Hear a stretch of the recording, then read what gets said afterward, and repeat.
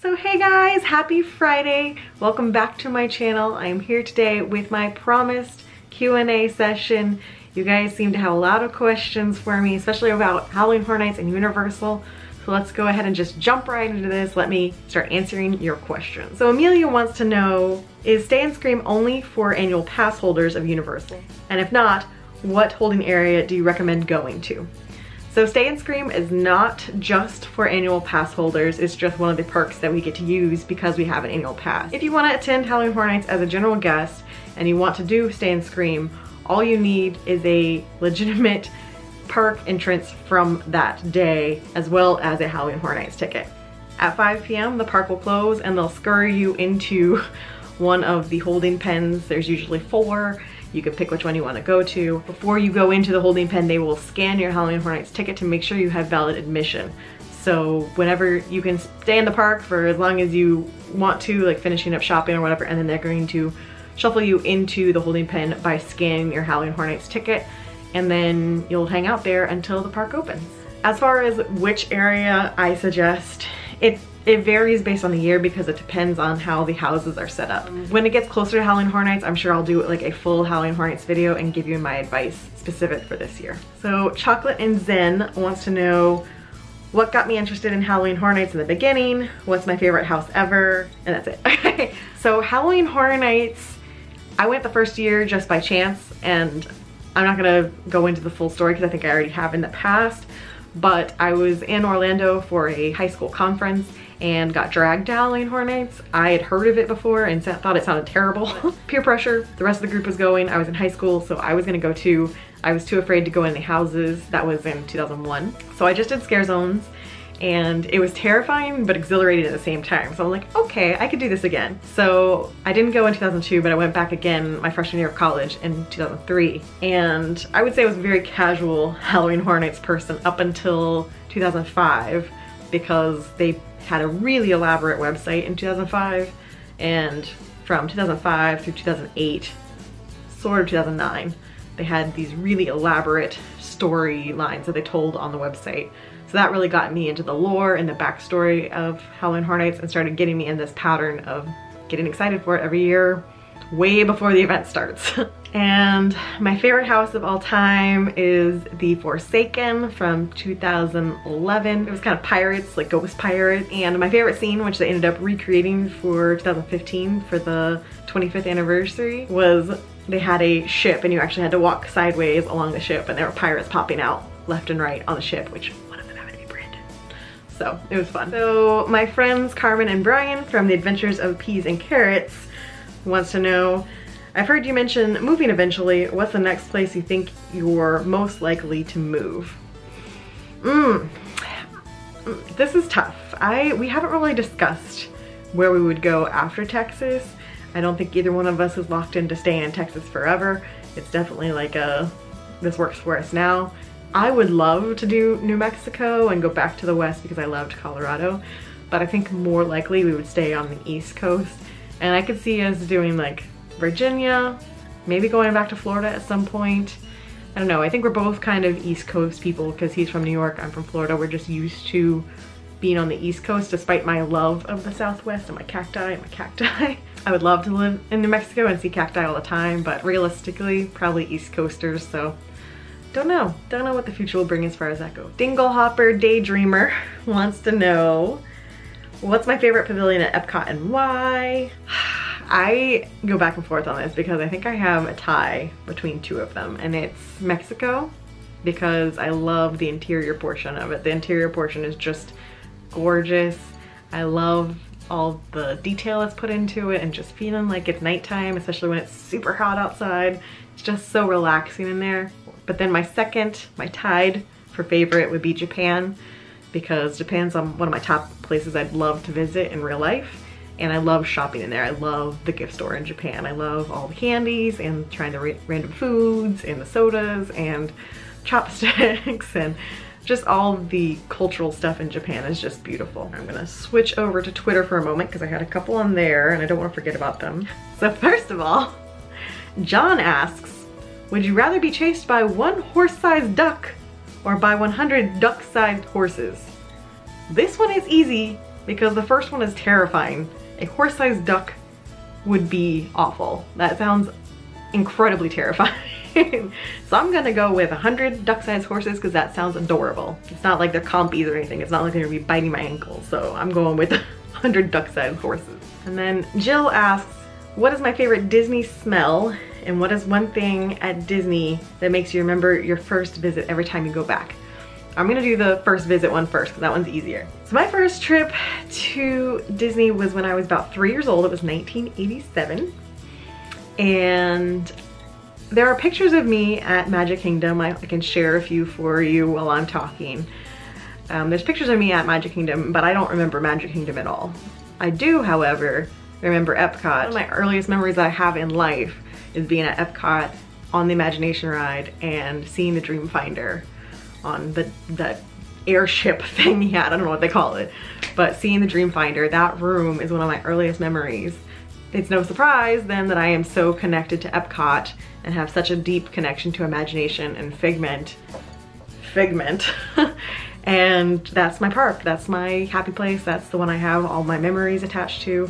We went to Epcot more often than Magic Kingdom when I was a kid, so Epcot is my thing, and Imagination, no matter how much they change the ride, it will always remind me of that first visit.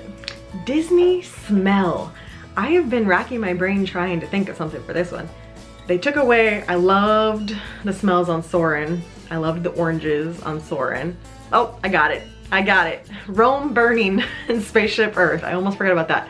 Rome burning in Spaceship Earth.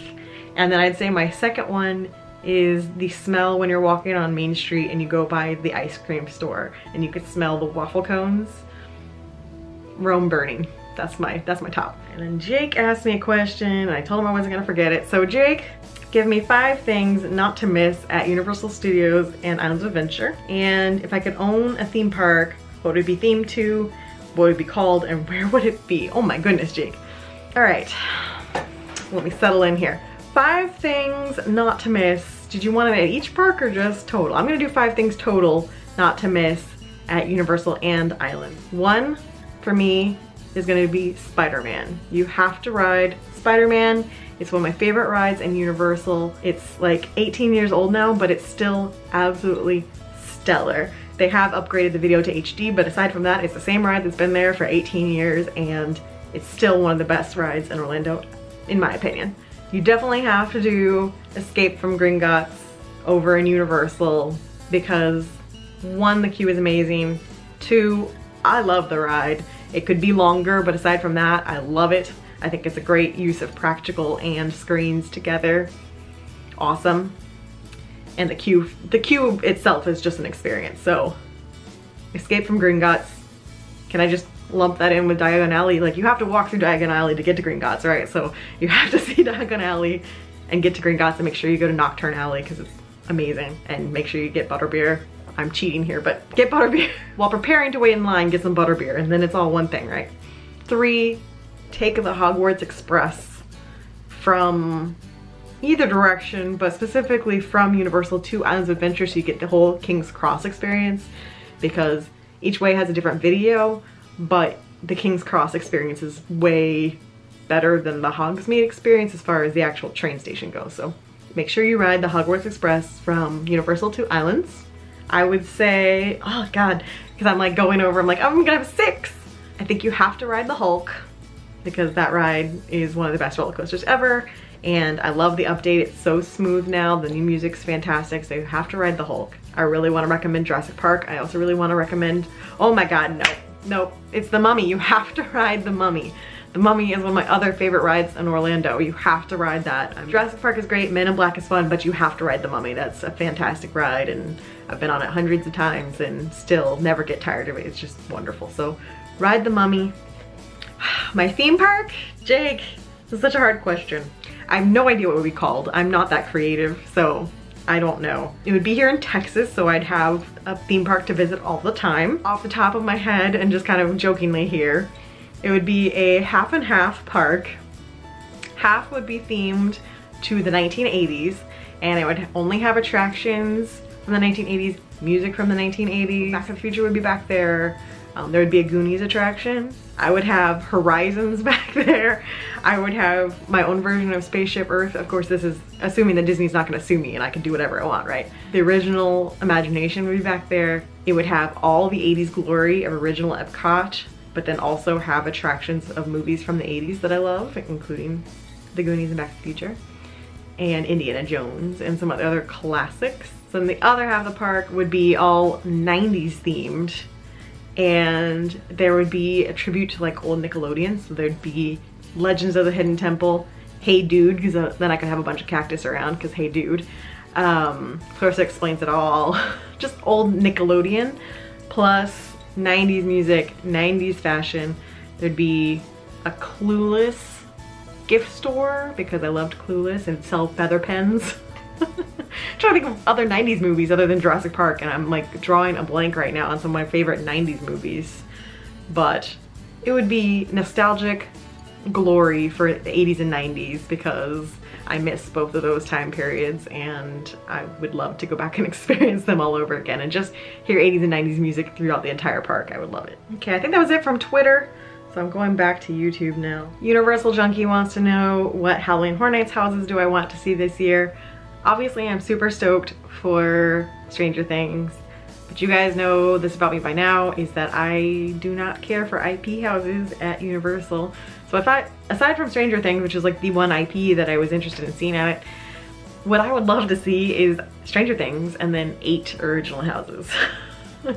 That's not gonna happen, but I would love it. Rumors are saying right now we're only gonna get 2 original houses, so I've got my expectations real low. I just don't think there's many IPs left that they haven't done. Most of my favorite IPs have already been there.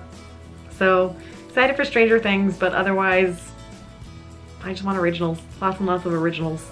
Jordan and Rachel want to know, what's my favorite planet and why? Also, would I ever play Survivor? What would be my strengths and weaknesses?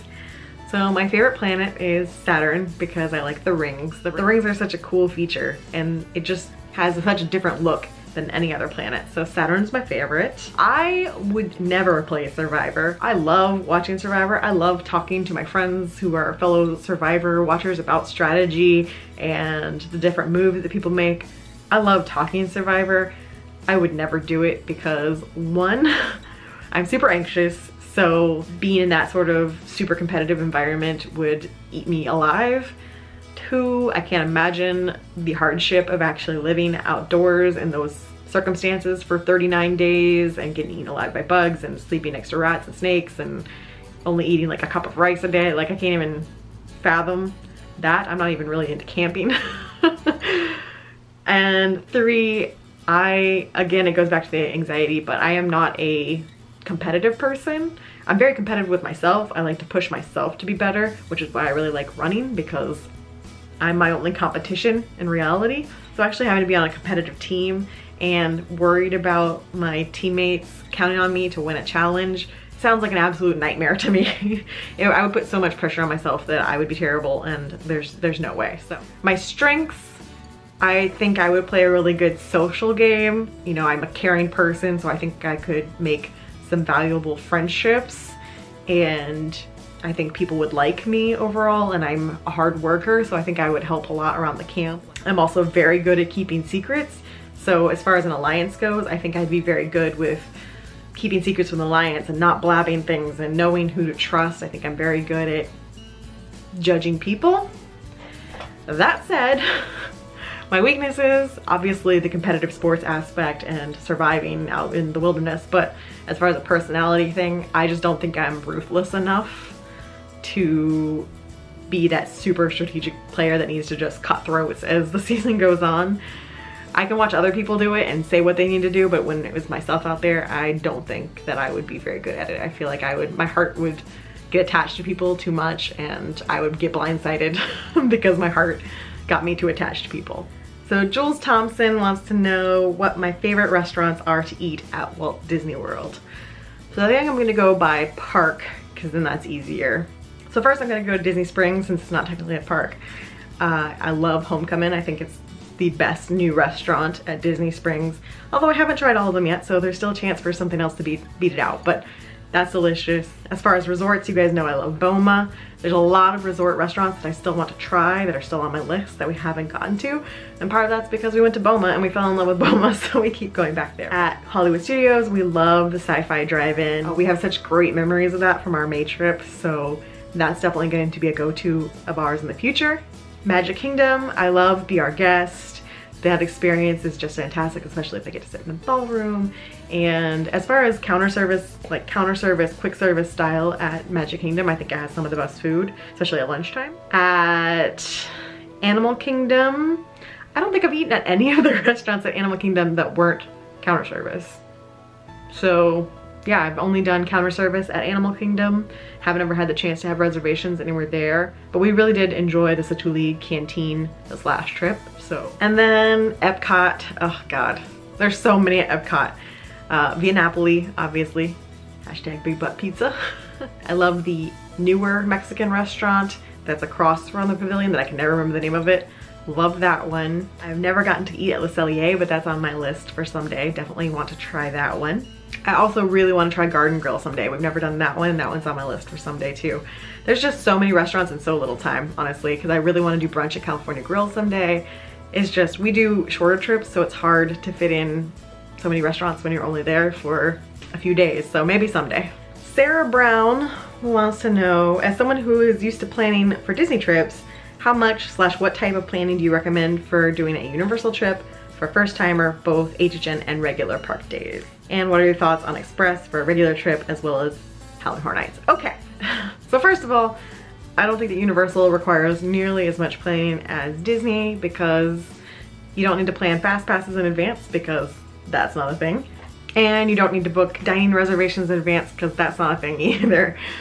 I think with Universal, it depends on how many days you have. If you only have, like, say 2 days, then you're gonna have to do a little more strategizing than if you have multiple days. But either way, I think that you can do Universal, get an enjoyable trip, depending on the time of year, with minimal planning.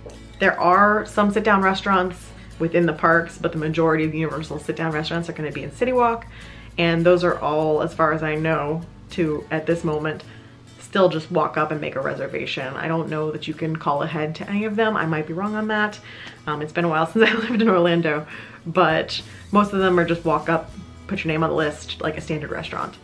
Otherwise, if you're attending without having a hotel key that's gonna get you Express or without purchasing Express, I would say just like Disney, you know, try to get there early and try to stay late. If it's a busy time of year like spring break or the holidays, then I recommend getting there as early as possible, doing a morning basically until lunchtime when it gets packed in there, going to City Walk, enjoying lunch, going back to your resort and relaxing for the afternoon at the pool, and then coming back and enjoying late night or like evening hours there, because I have done a spring break trip before with friends who came from out of town, and that's what we did. And by the evening, everyone who got there in the morning has left, and we got to just run on to everything. We rode everything multiple times. Take advantage of that. The good news is if you're going for Halloween Horror Nights, typically the parks aren't slammed during that time of the year. However, it has gotten busier since Harry Potter and Diagon Alley, so it's not calm like it used to be. As far as Halloween Horror Nights planning goes, first of all, I'm gonna link you to my top 5 tips for Halloween Horror Nights beginners that I did last year. That's just as a base because you need to plan for hot weather, plan out your tickets, what type of tickets you need, your plan of action, that kind of stuff. I think that's standard. But otherwise, you know, if you've got multiple nights at Halloween Horror Nights, you can pretty much show up, pick a Stay and Scream. If you're not doing Stay and Scream, then show up and just kind of go to the houses you want to see, and you're gonna get to see it all if you have multiple nights. If you only have one night, then I think you need to do some strategizing. And again, I'll do a whole video on Halloween Horror Nights and my suggestions for that later in the year once all the houses are announced. So as far as Express goes, I have no problem visiting either park or Halloween Horror Nights without Express. That said, I am very strategic about my trips, so I don't feel I need Express, and I also have no issue doing single rider.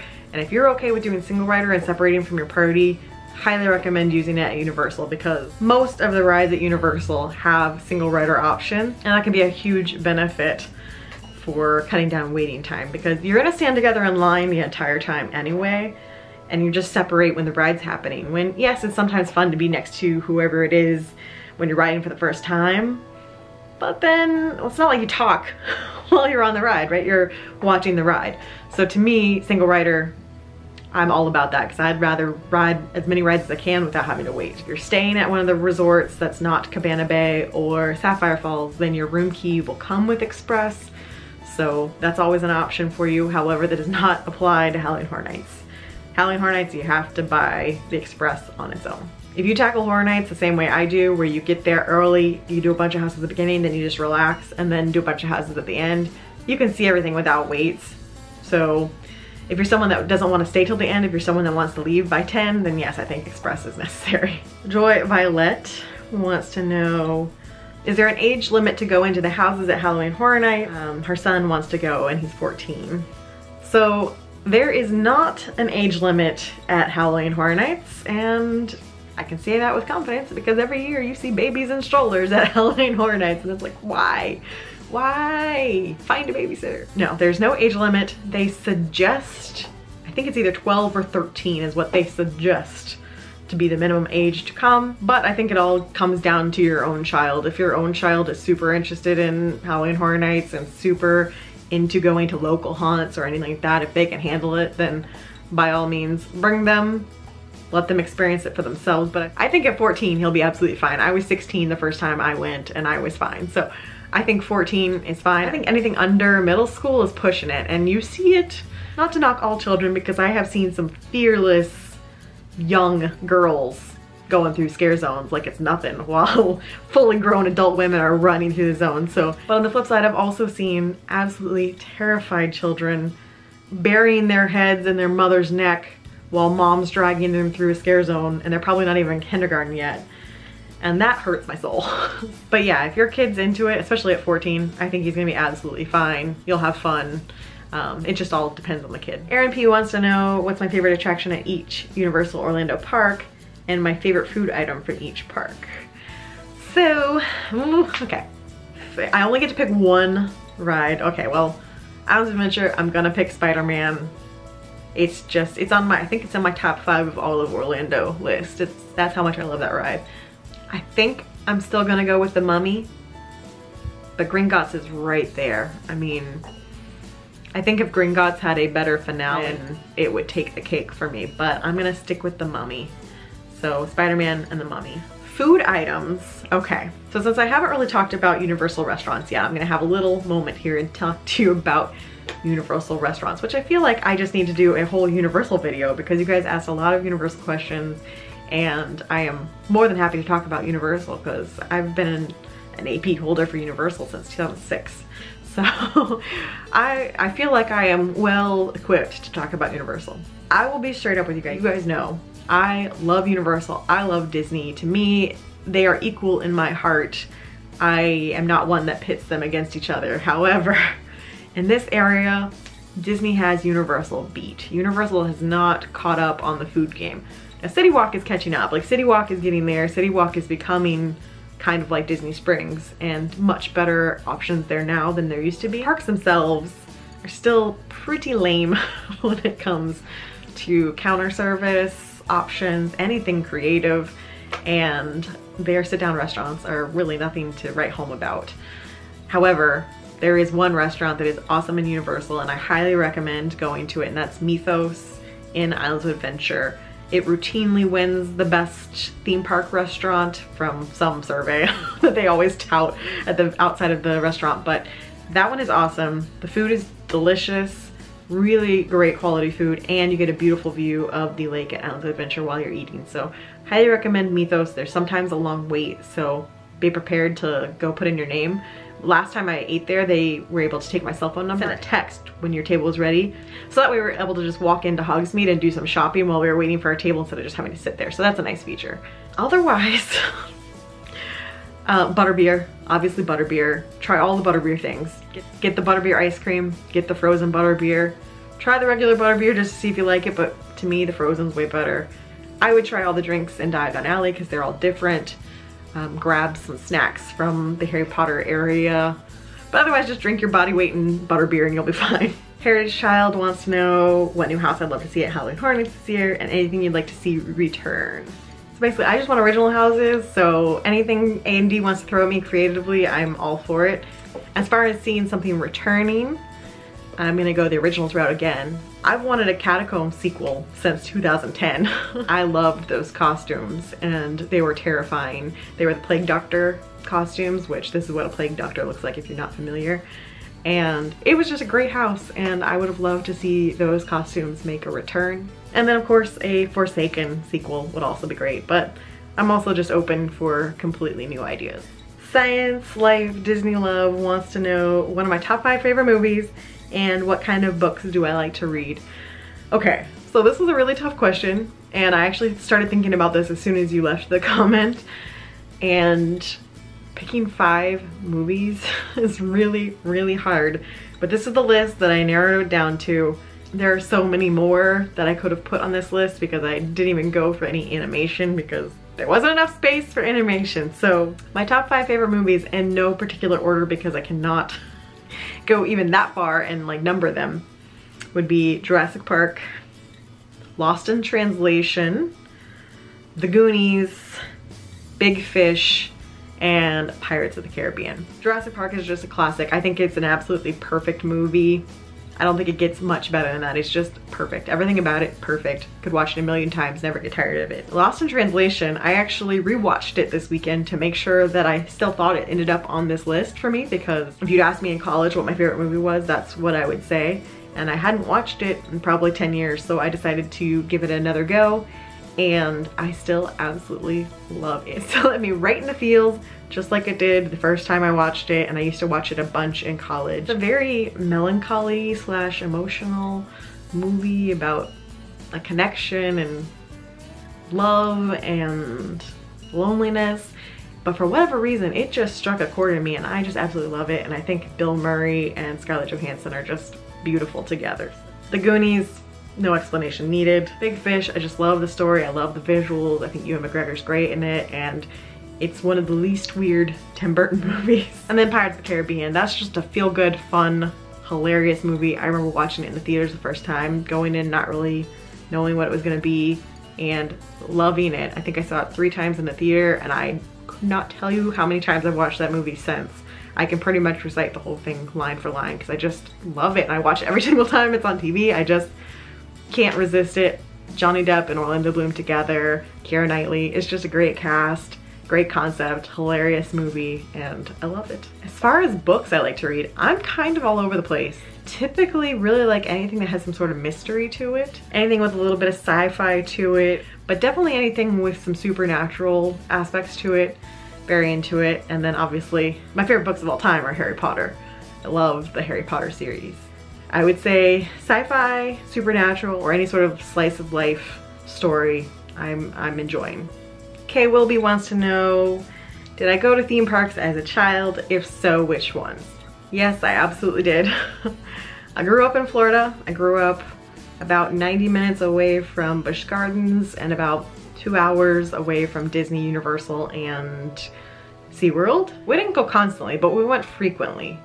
Probably one of those a year, and then we just spaced them out over time, I would say. Maybe not every year, but close to it. By the time I got to high school, the trips were much more frequent. My friends and I used to get annual passes to Busch Gardens, because again, it was only 90 minutes away. And back then they did the fun card, so it was like, I want to say it was like $50 for an annual pass basically to Busch Gardens. You still had to pay for parking for that, but $50 for the entire year as a high schooler, we're like, yes. So we would go frequently. Pretty much anytime we had a day out of school or on the weekends, my friends and I would drive to Busch Gardens and then just drive back home at the end of the day. And we did field trips to Universal and Disney when I was growing up too. So very frequent, very frequent. And then I would say my theme park going really took off when I got to college, because then I started going at least a couple times a year. And then I got my annual pass to Universal in 2006 and I started going a lot. So yeah, all those major ones I used to go to very frequently. Marina wants to know, is there any ride or show that you haven't been on or seen in Disney or Universal or Snack too? Because she's saying she's never had a Dole Whip. Marina, you have to try a Dole Whip. Personally, I like just the Dole Whip. I'm not that much on the float because pineapple juice, not really my thing, but the Dole Whip, you have to try. I think that I have done every single thing you can do at Universal except for the darn pterodactyl ride, because you have to have a child to go on that ride. And I have not been able to kidnap anyone's child to ride the pterodactyl ride. So aside from Jimmy Fallon that opened last year, and aside from Fast and the Furious that's soft opening right now, I believe I've done every single thing at Universal. I've seen every show, I've been on every ride, except for the pterodactyl, except for Jimmy Fallon, because I just haven't had a chance to yet. Actually, I take it back. I've never seen the Barney show. At Disney, there's plenty of things I haven't done. There's just so much to do at Disney. There's so many shows. I'm trying to think if there's any rides I haven't been on. I've never done the teacups for obvious reasons. I don't like spending that much. I've never done the Belle experience that opened up in New Fantasyland. I still have not done that. I've never done the Speedway. I've done it at Disneyland, but I've never done it at Magic Kingdom. So those are the main things that I think I've missed at Magic Kingdom, but there's so many snacks and all, who knows? There's so many shows. There's definitely lots of shows I've not done at Magic Kingdom because I'm not that much of a show or parade person, so I know there's shows at Magic Kingdom that I've missed. Okay, settling in, Sammy's got a few. What are my top 5 favorite apps at the moment, excluding social media? Aside from scrolling Instagram and Twitter, I don't use my phone all that much. This is hard because most of what I use on my phone is social media stuff, but I would say the Tamagotchi app, which I talked about last week. I would say Time Hop, I check that pretty much every day. Weatherbug, I check that every day because I am a crazy weather person and I always like to know what's happening. Spotify, I use Spotify to listen to music every single day at work. I still have Pokemon Go and Pocket Camp on my phone, but I don't play either one of them really. The only other app I'm really using frequently on my phone right now is the activity app that goes with my Apple Watch because I'm watching my steps and my exercise every day. So, okay, what's your favorite theme or amusement outside of the main Disney Universal SeaWorld Busch lot, and tell us why? I don't know if there is one. I'm gonna try and think. I guess I would have to go with Elitch Gardens in Denver because I can't think of another one that I've been to anytime recently. I've been to Six Flags in a few different states, but none of them, I mean, I really liked Six Flags over Georgia when I went in high school, but that was 15 years ago, so don't know how it is now. So I would say Elitch Gardens. It's a little community park in Denver.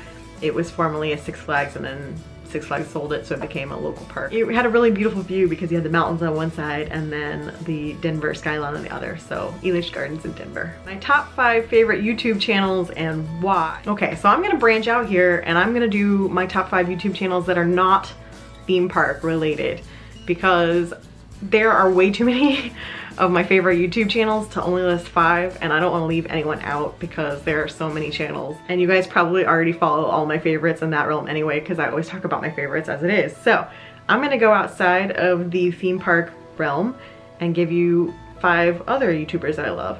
So one is gonna be Lynn Thompson.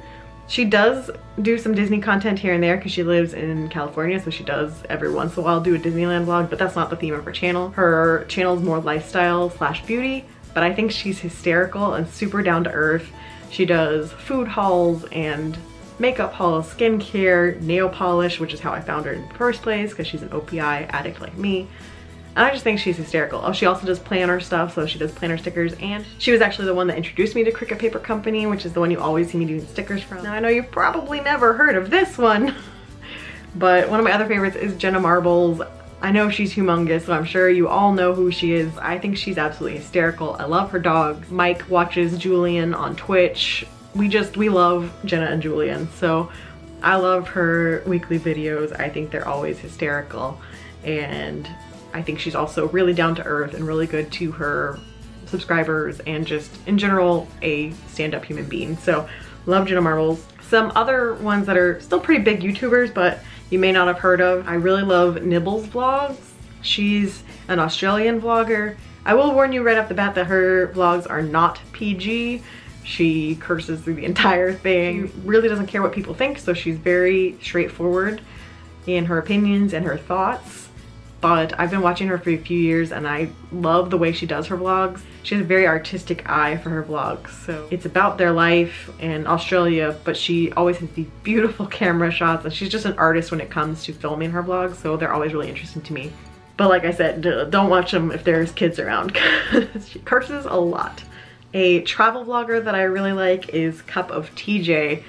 which I've watched her just absolutely explode as far as her channel goes. She commented on one of my videos way back in the day. I want to say like 2 years ago. She commented on one of my videos, and at the time I think she had less than 1,000 subscribers, and now I want to say last I looked she was up to 70,000. Might even be higher than that at this point, because she's just like rocketing towards success. But she's one of those people where she had the opportunity to join some sort of travel working remotely program, and then grew her channel while she was working remotely with that program and traveling the world. And now she travels the world with her YouTube channel as her job. And she's taken, I think, more of a travel food focus lately. But either way, she's got a great personality. She's hysterical.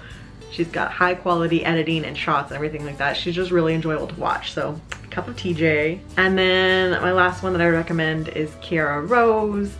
And she's in the UK. She and her boyfriend, or fiance rather, are somewhat relatively new vegans, so her channel does have a lot of vegan content. In general, she's just another one that's super down to earth. She's got beautiful tattoos, which is I think how I found her to begin with, was searching for tattoo videos, and she's got gorgeous tattoos. Tattoos, cooking, lifestyle, a lot of like real life stuff, talking about anxiety and depression and that kind of stuff, and just being really open with her life, but also very funny at the same time. So I love her fashion, I love her personality. Whereas Nibbles is very like in your face, opinionated. Kiera is very calming, and her videos are just easy listening to me compared to say Nibbles. So I run the gamut. I like people with a lot of personality and humor, but then I like some that are really outgoing and then some that are just more relaxed and chill. Brittany wants to know what I'm most excited for Halloween Horror Nights 28. At the moment, it's Stranger Things, because that's the only thing we know. But I'm also really excited to see my friends again, be back in the fog. Hopefully my favorite news characters from last year will be back. I'm crossing my fingers that my aliens will be back scaring so I can go back and visit them, because I miss my aliens.